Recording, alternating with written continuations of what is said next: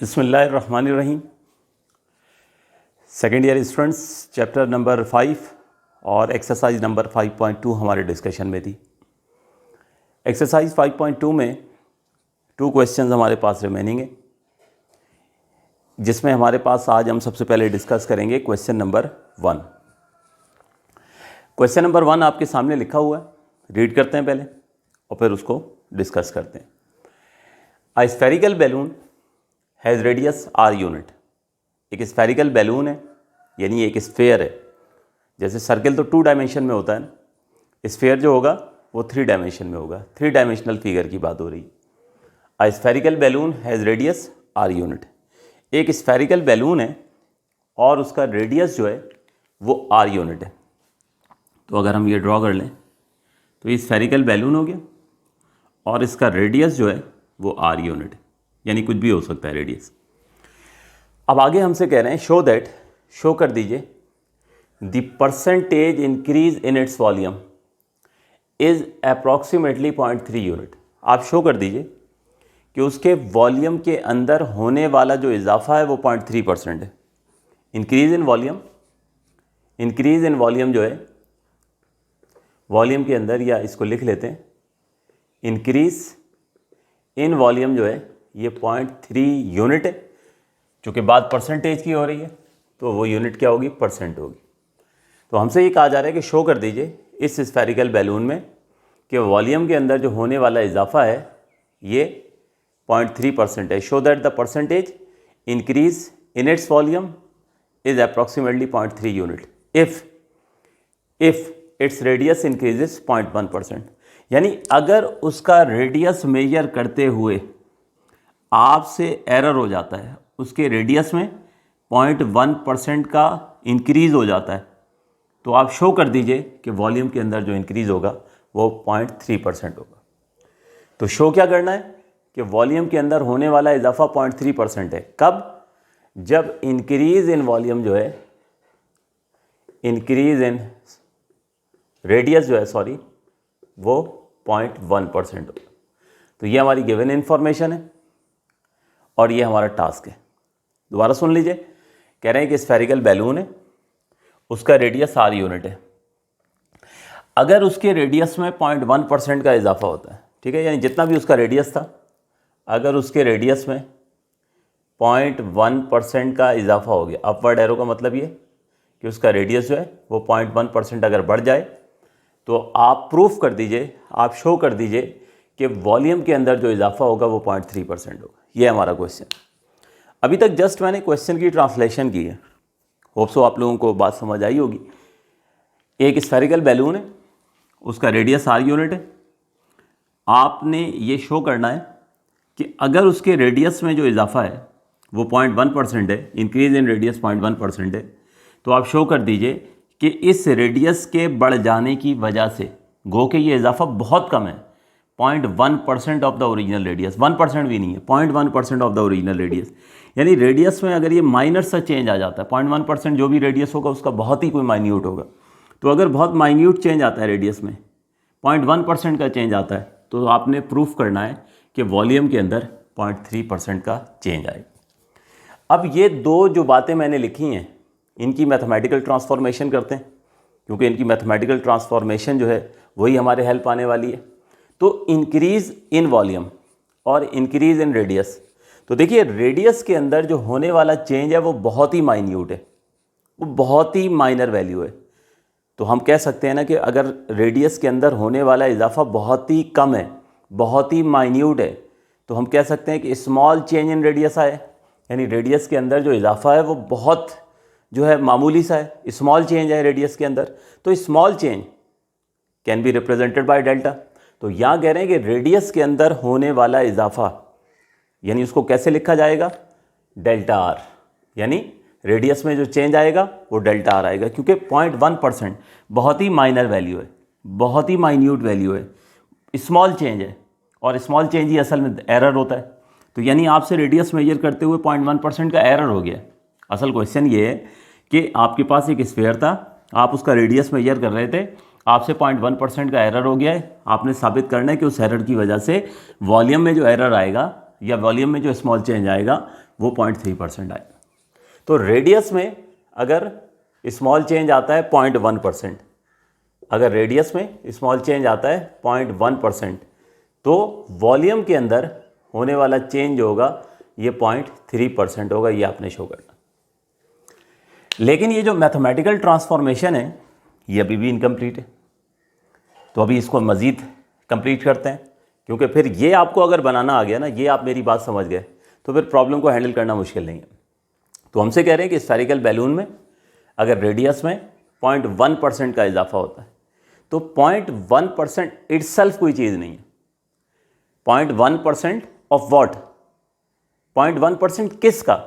तो यकीनी तौर पे आप कहोगे कि 0.1% अगर इजाफा हो रहा है तो यकीनन with respect to initial radius बात हो रही है। ठीक है, जैसे मैं कहूँ कि मिसाल के तौर पे ये बोर्ड है, इसकी मैं लेंथ 1% बढ़ा देता हूँ, और फिर मैं कहता हूँ कि ये वाली दीवार है, इसका मैं 1% बढ़ा देता हूँ, तो इस बोर्ड का 1% कुछ और होगा, और इस दीवार का यानी ये रूम की जो लेंथ है इसका 1% कुछ और होगा। तो अगर मैं कहूँ कि जी मैं बोर्ड की लेंथ भी 1% इंक्रीज़ कर रहा हूँ और इस दीवार की जो लेंथ है उसको भी मैं 1% इंक्रीज़ कर रहा हूँ, तो इसका 1% इसकी रिस्पेक्ट से इंक्रीज़ होगा, और ये जो वॉल है हमारे लेफ्ट हैंड साइड पर, इसका जो 1% मैं इंक्रीज़ करूँगा तो इसकी लेंथ के हिसाब से इंक्रीज़ होगा। ठीक है, इस बात को समझिएगा। तो यहाँ पर अगर रेडियस के अंदर इजाफा हो रहा है तो रेडियस के अंदर इजाफा with respect to original radius हो रहा होगा। तो हमसे ये कहा जा रहा है कि अगर उसके रेडियस में 0.1% का इजाफा होता है ऑफ द ओरिजिनल रेडियस, तो आप शो कर दीजिए कि उसके वॉल्यूम के अंदर होने वाला इजाफा जो है वो 0.3% होगा। किसका 0.3%? ऑफ द ओरिजिनल वॉल्यूम, यानी जो भी उसका ओरिजिनल वॉल्यूम होगा उसका 0.3% जो है वो उसमें इजाफा हो जाएगा। तो ये बेटे हमारे पास जो है ये तो रहेगी हमारी सपोर्टिंग इन्फॉर्मेशन। ठीक है, ये सपोर्टिंग इन्फॉर्मेशन रहेगी और ये हमारा टास्क है। तो होप सो आप लोगों को ये बात समझ आ गई होगी। अब इसके बाद मैं ये यहाँ से रब करता हूँ, और ये सपोर्टिंग इन्फॉर्मेशन और ये जो टास्क है इसको यहाँ साइड पे लिख लेता हूँ, ये काम आने वाले हैं। ठीक है, तो हमारे पास डेल्टा आर यानी change in radius, this is 0.1% of the original radius, ये सपोर्टिंग इन्फॉर्मेशन है। और चाहिए क्या हमें? डेल्टा वी चाहिए 0.3%, यानी चेंज इन वॉल्यूम जो है ये 0.3% है ऑफ द ओरिजिनल वॉल्यूम। ये हमें रिजल्ट के तौर पर जो है ये चाहिए। ठीक है, आखिरी स्टेप ये होना चाहिए, यही शो करना है ना कि वॉल्यूम के अंदर change 0.3% of the original volume.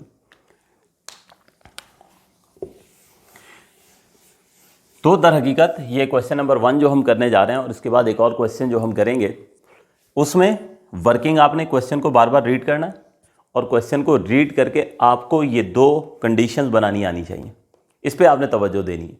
ये जब आप बनाना सीख लिया तो प्रॉब्लम आपके लिए मुश्किल नहीं होगा। तो अब आते हैं हम प्रॉब्लम की तरफ। बात हो रही है स्फेरिकल बैलून की, और स्फेरिकल बैलून में ये कहा जा रहा है कि आप शो करें कि उसके वॉल्यूम में इजाफा 0.3 यूनिट है या 0.3% है।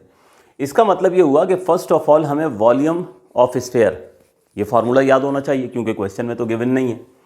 तो सुन लीजिए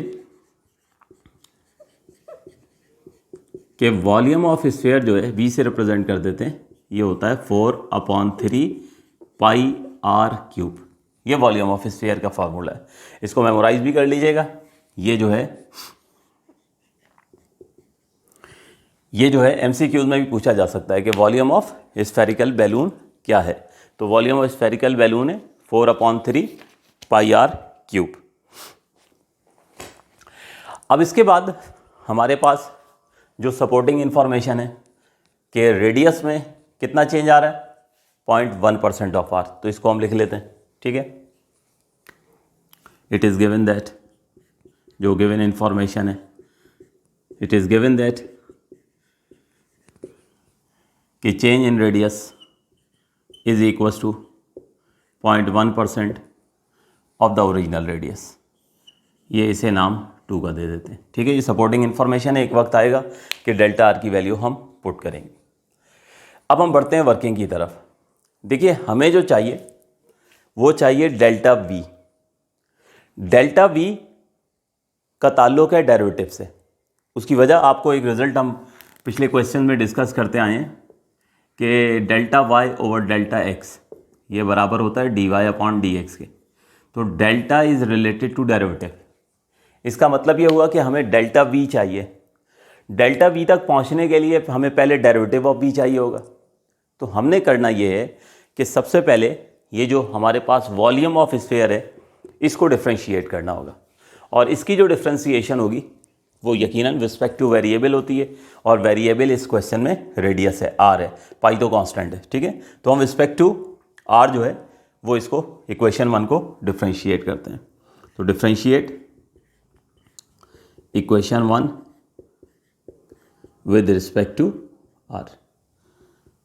तो रिस्पेक्ट टू आर डिफ्रेंशिएट करना है तो operator of derivative d upon D r होगा। ये बोथ साइड हम लिख देते हैं।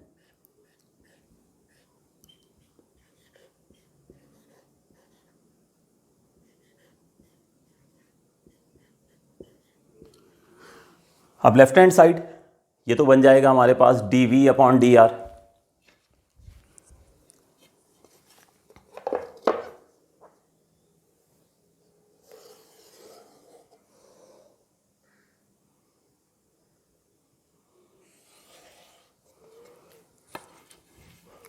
तो लेफ्ट हैंड साइड ये तो बन गया D we upon D R, ठीक है। राइट हैंड साइड अब आर क्यूब को डिफ्रेंशिएट करना है तो ये 4π/3 कांस्टेंट है, ठीक है, आर क्यूब का कोफिशिएंट है। इसको बाहर शिफ्ट करते हैं पहले डिफ्रेंशिएशन से पहले। तो 4π/3 इसको बाहर मूव कर दिए और डिफ्रेंशिएशन होगी आर क्यूब की। तो आर के ऊपर चूँकि पावर आ गई है तो पावर रूल से इसको डिफ्रेंशिएट करेंगे, बिल्कुल ऐसे ही जैसे हम एक्स क्यूब को डिफ्रेंशिएट करते थे, ठीक है। तो 4π/3 एज इट इज, तो आर क्यूब को डिफ्रेंशिएट करेंगे पावर रूल से तो ये हो जाएगा 3r²। डायरेक्टली लिख देते हैं। अब जैसे ही आपने इसको डिफ्रेंशिएट किया तो अब होगा ये कि यहाँ पर 3 से 3 कैंसिल हो जाएगा, 3 से 3 कैंसिल हो जाएगा, और d we upon D r जो है d we upon D r ये हो जाएगा 4πr²। अच्छा, अब d we upon D r delta का ताल्लुक मैंने आपसे कहा था डेरिवेटिव से, तो अब हम क्या करेंगे कि d we upon D r is replaced by delta v over delta r. क्योंकि आप देखोगे आपका टास्क क्या है, आपका रिजल्ट क्या है, आखिर में ये स्टेप चाहिए कि delta v is equals to 0.3% of the original volume, ठीक है। तो डेल्टा वी चाहिए, तो अब डेरिवेटिव को डेल्टा से हमने रिप्लेस कर दिया। तो अब ये हमारे पास स्टेप हो जाएगा delta v over delta r equals to 4πr²। अब यहाँ से हमने क्रॉस मल्टीप्लाई करना है और डेल्टा आर को जो है वो यहाँ शिफ्ट कर देंगे। तो delta v is equals to 4πr² into delta r. अब इसके बाद एक बार फिर आपको देखना होगा कि आपकी रिक्वायरमेंट क्या है। देखिए, गिवन इन्फॉर्मेशन जो लिखी हुई है इसको मैं यहाँ से रब करता हूँ। देखिए, ये टास्क है मेरा, मुझे चाहिए delta v equals to 0.3% of v. इसका मतलब ये हुआ कि अगर मैं इससे पिछले स्टेप की बात करूँ तो इससे पिछला स्टेप अगर ये हो delta v over v equals to 0.3%, तो जब भी मुझे ये स्टेप हासिल होगा मैं आखिरी स्टेप में v को क्रॉस मल्टीप्लाई करके इधर ले आऊँगा, v को क्रॉस मल्टीप्लाई करके इधर ले आऊँगा, तो ये रिजल्ट मुझे मिल जाएगा। इसका मतलब ये हुआ कि मुझे डेल्टा v के नीचे v चाहिए। डेल्टा v मिल चुका है, डेल्टा v के नीचे मुझे क्या चाहिए, v चाहिए। तो यहाँ से देखते हुए हमने करना ये कि ये जो स्टेप आ चुका है बोथ साइड जो है इसको हमने v से डिवाइड कर देना है। Divide both side by v।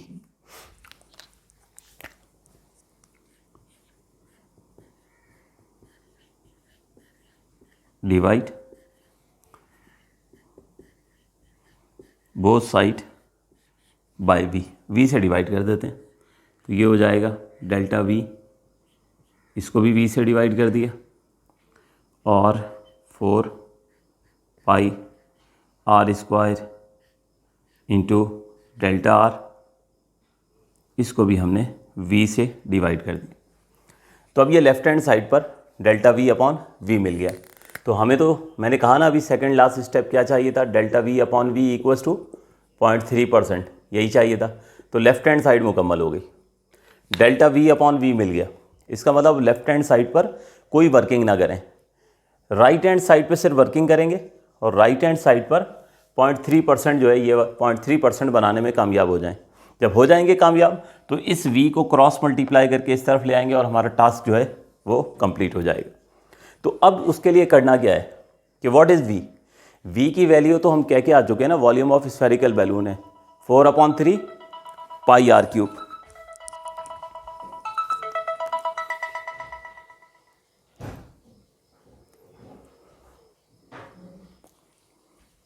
तो हम यहां पर v की वैल्यू जो है वो सब्स्टिट्यूट करेंगे।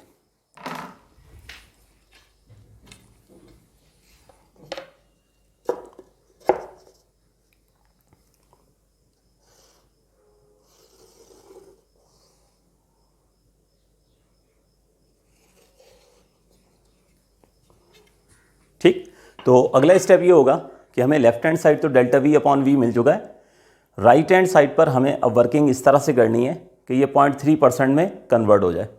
तो यहाँ v की वैल्यू जो है यानी वॉल्यूम ऑफ स्फेरिकल बैलून, ये हमने सब्स्टिट्यूट करना होगा। तो put v equals to 4/3 pi r cube, ये वैल्यू हम सब्स्टिट्यूट करते हैं।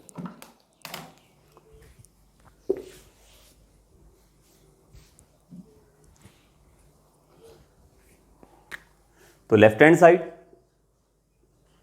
Delta v upon v as it is, numerator 4 pi r square into delta r as it is, और इस v की जगह 4/3 पाई आर क्यूब हमने वैल्यू पुट कर दी। इन द नेक्स्ट स्टेप अब ये फ्रैक्शन सिंप्लीफाई होगा, तो इस 3 ने जो है यहाँ न्यूमिनेटर में शिफ्ट हो जाना है। पहले इसको फ्रैक्शन को सॉल्व कर लिया करें, फिर जो कैंसिलेशन होती है वो करते हैं। तो हमारे पास ये 3 ऊपर चला जाएगा, तो ये होगा 3 multiply by 4 pi r square into delta r over 4 pi r cube. अब जो कैंसिलेशन होती है वो सारी कैंसिल कर दें। क्या क्या कैंसिल होगा, ये देखिए 4 कैंसिल हो गया, पाई कैंसिल हो गया, आर स्क्वायर से आर क्यूब को कैंसिल करें तो एक आर बच गया। तो आपके पास जो इन्फॉर्मेशन बची है वो है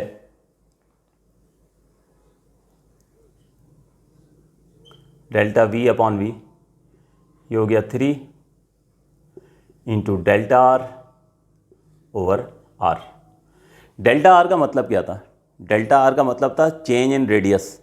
तो ये देखिए यही तो सपोर्टिंग इन्फॉर्मेशन थी, ये डेल्टा आर की वैल्यू गिवन थी, यही तो हमें कहा गया था कि आप साबित कीजिए कि वॉल्यूम के अंदर होने वाला चेंज 0.3% होगा जब रेडियस में 0.1% का इजाफा होगा। तो हमने उसकी जो मैथमेटिकल ट्रांसफॉर्मेशन की थी, डेल्टा आर की क्या वैल्यू निकली थी, 0.1% ऑफ आर। तो डेल्टा आर की ये वैल्यू यानी वो सपोर्टिंग इन्फॉर्मेशन अब काम आ रही है, वो अब यहाँ पर जो है वो डेल्टा आर की वैल्यू हम पुट करेंगे।